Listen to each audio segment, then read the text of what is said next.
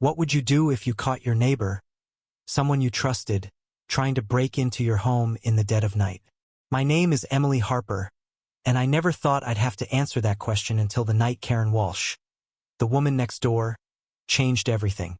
It was a quiet Tuesday in our suburban cul-de-sac, the kind of place where kids ride bikes until dusk and neighbors wave over picket fences.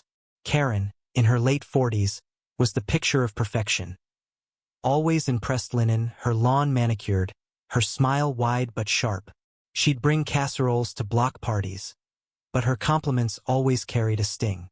"Oh, Emily, that dress is brave for your figure," she'd say, her eyes glinting. I brushed it off. That's just Karen, I thought. Harmless, if a bit nosy. My husband, Lucas, and I had recently upgraded our home security with a smart lock system. It was sleek, app-controlled, and sent alerts to my phone if anyone tampered with it. Lucas, a tech consultant, insisted on it after a string of petty thefts in the neighborhood. "Better safe than sorry," he'd said, kissing my forehead. I didn't think much of a tuntle that night. At 2:17 a.m., my phone buzzed, the screen glowing with a notification.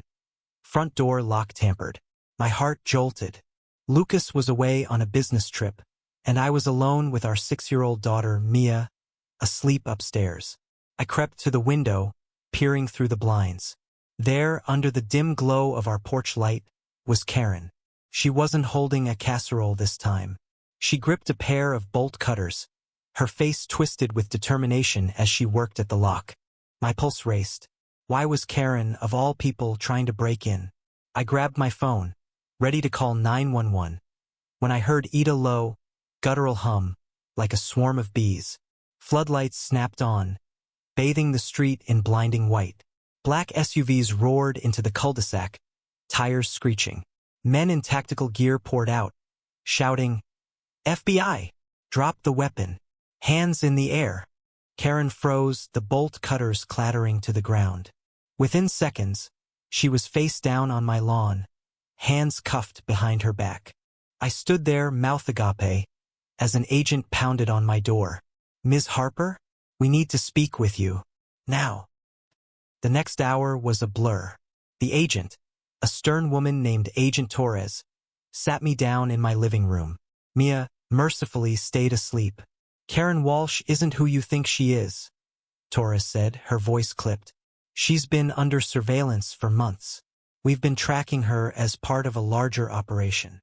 I blinked, my mind struggling to keep up. Karen? My neighbor Karen? She's just a busybody. She complains about my roses not being pruned right. Torres didn't smile. "Her real name is Catherine Waller.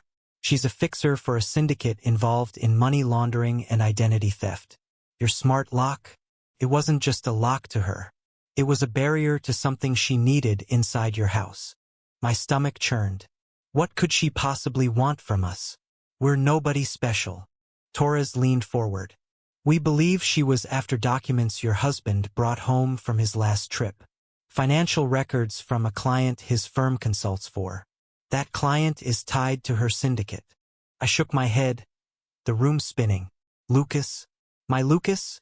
Who coached me as soccer team and burned toast every Sunday. There's no way," I stammered. "Lucas would have told me if he was involved in anything shady." Torres's eyes softened, but only slightly. "He may not have known. We think he was an unwitting courier. But Catherine Karen knew, and she was desperate to get those documents before we closed in." I clutched the armrest, my nails digging into the fabric. The pieces didn't fit. Karen, with her perfect hydrangeas and passive-aggressive barbs, was a criminal mastermind? And Lucas, my steady, predictable husband, was tangled in this mess? I wanted to scream, to wake up from this nightmare. But the handcuffs glinting on Karen's wrists outside my window were real.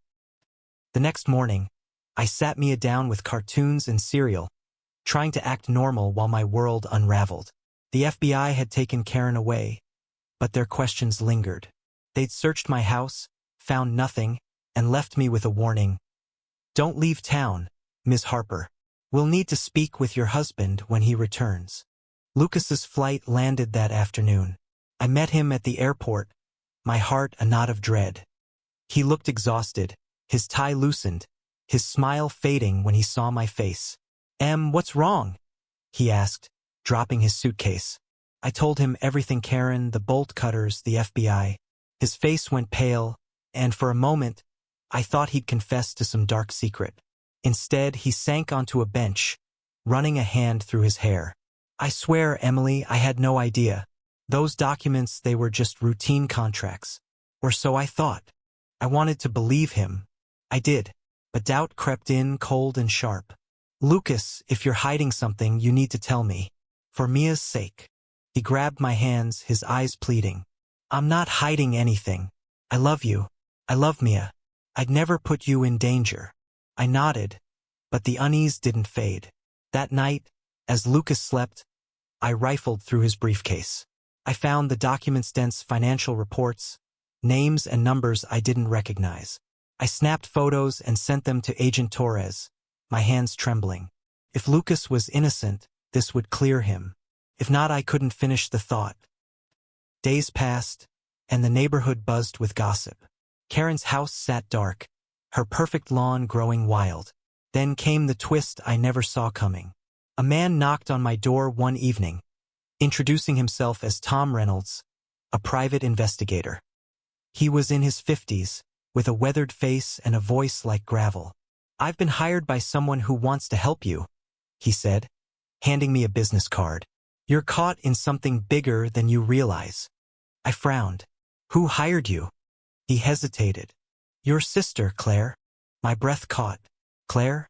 My estranged sister, who I hadn't spoken to in 5 years after a falling out over our parents' estate. She'd moved across the country, cut all ties. Why would she care now? Tom sat me down and laid it out. Claire had been working with a whistleblower group, tracking the same syndicate the FBI was after. She'd heard my name come up in their investigations linked to Lucas's firm. "She didn't want to contact you directly," Tom said. "Too risky. But she's been watching from afar, trying to protect you." Tears stung my eyes.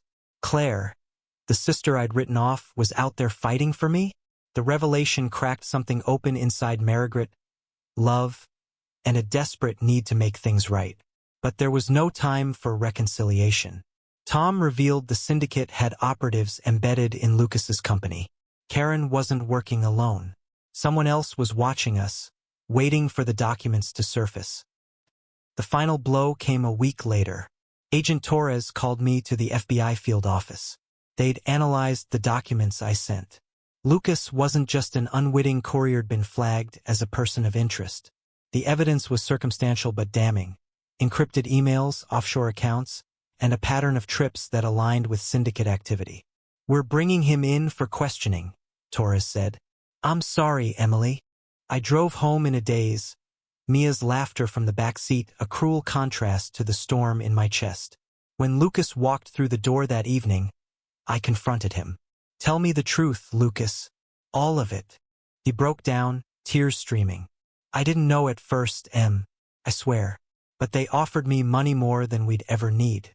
I thought I could keep it separate, keep you and Mia safe. I was wrong. My heart shattered.